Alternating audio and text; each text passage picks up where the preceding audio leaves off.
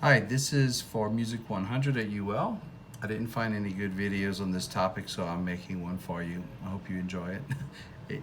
It's pretty rough. I have limited resources, but here we go.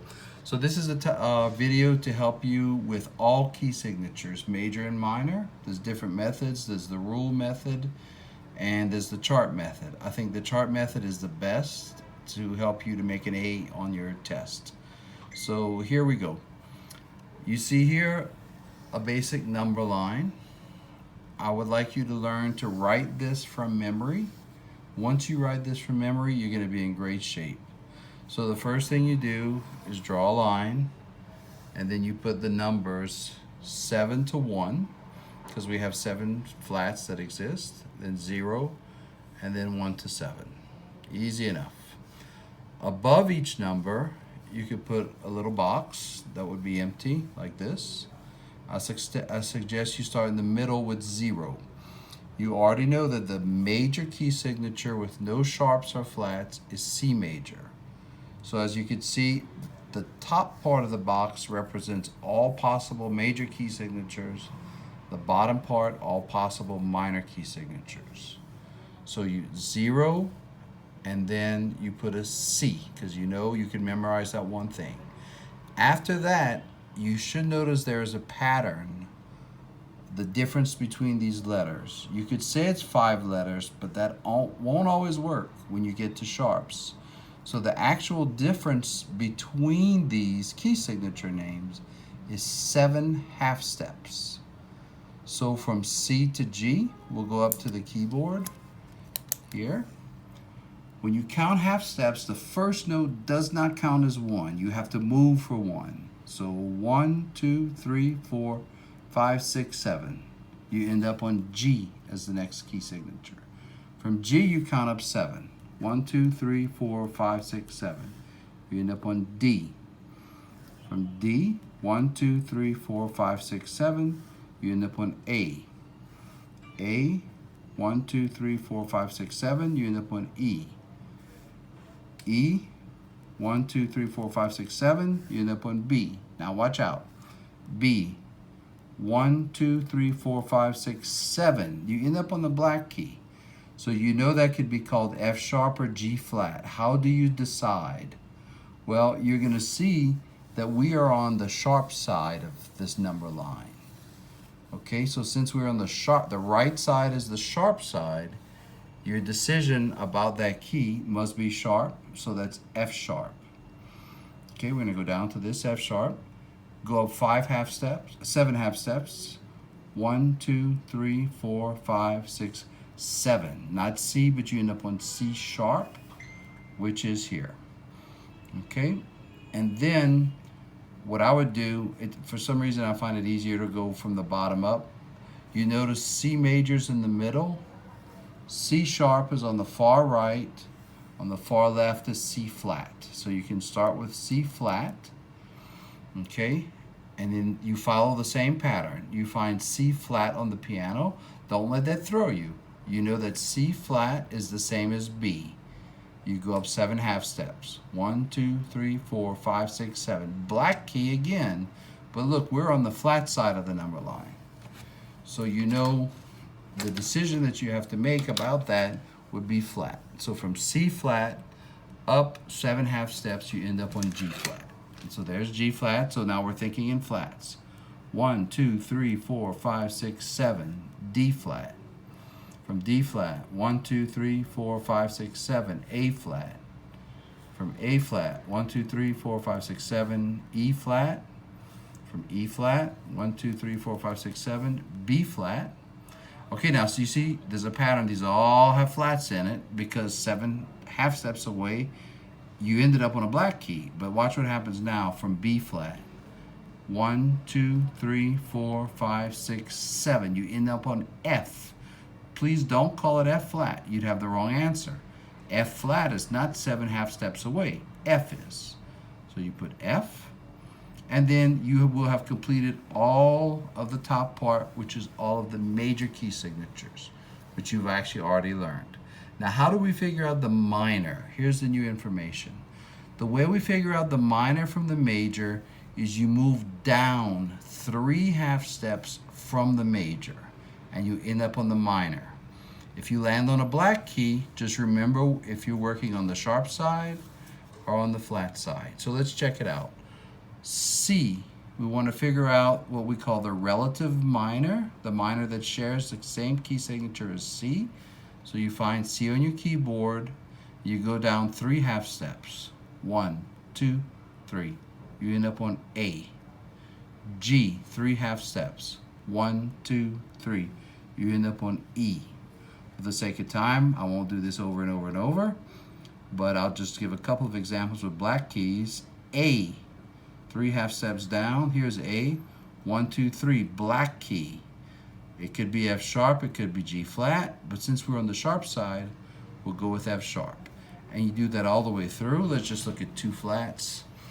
Let's start with the tricky ones. The ends are the tricky ones, but they won't fool you. C flat is the same as B.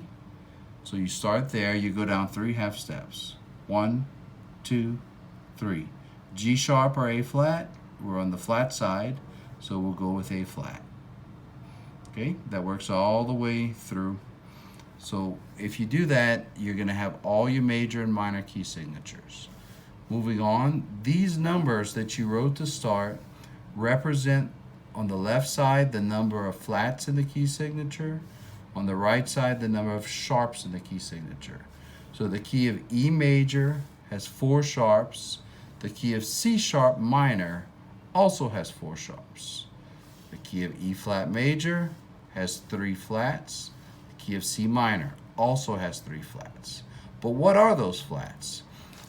Luckily, as you learned in class already, the flats and the sharps always happen in the same order, and that's true for minor key signatures. Minor key signatures and major key signatures look exactly the same. So let's look at the sharps first. The order of sharps in key signatures is F, C, G, D, A, E, B. A former student who was a jazz musician said, "Fat cats get down at Eddie's bar." And I never forgot that. There's all different ones. You can make up your own if you want. But this means that if a key signature has 1 sharp, it must be F sharp.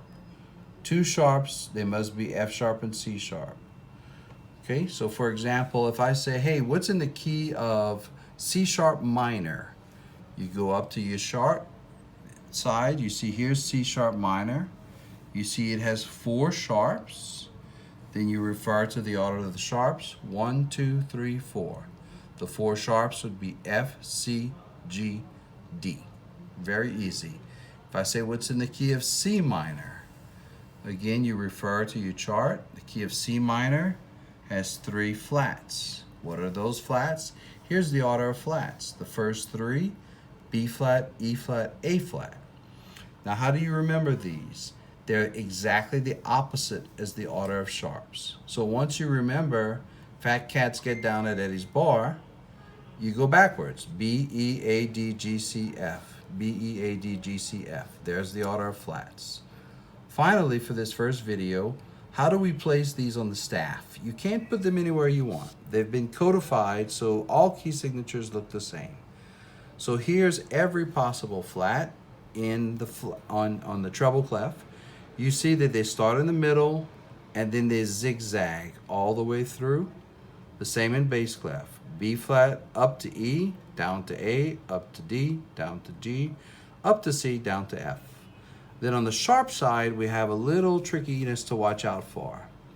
Fat cats get down at Eddie's bar. F, down to C, up to G, down to D, but we don't go up to A, we go down to A. Why do you think that is? Well, if we would go up to A, we would end up having to put a ledger line in a key signature, which would make absolutely no sense.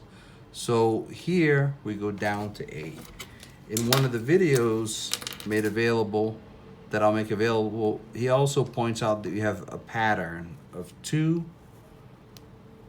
3, 2. That might be helpful. And then in bass clef, we don't have the issue with the ledger line, but music theorists decide that they should look exactly the same, which makes it a lot easier to read music. So the order of sharps F, C, G, D, A, E, B. Here they are in bass clef. F sharp, down to C, up to G, down to D, down to A, so that it could follow the same 2-3-2 pattern as treble clef. So in closing this video, if I ask you a question, for example, we'll just do one. If I ask you to write for me, what's in the key of F sharp minor? Okay, you'll have a cover sheet for your test. You can write this from memory, and you can go say, okay, Mr. Guidry wants F sharp minor. You find F sharp minor, you see it has 3 sharps. You know they are F, C, and G, and then you know the pattern. F down to C, up to G. So then you write very carefully. The F, this is how you write it so that it's on a line. You put one line of the sharp above the line and one line below the line. The next one down to C in the space. You need to make sure that the center of the sharp sign is within the space, like this. And then G, just like you'd be writing a note above the staff, you want the center of that sharp to sit right above the staff. In the next video, we're going to put this into practice. Thank you.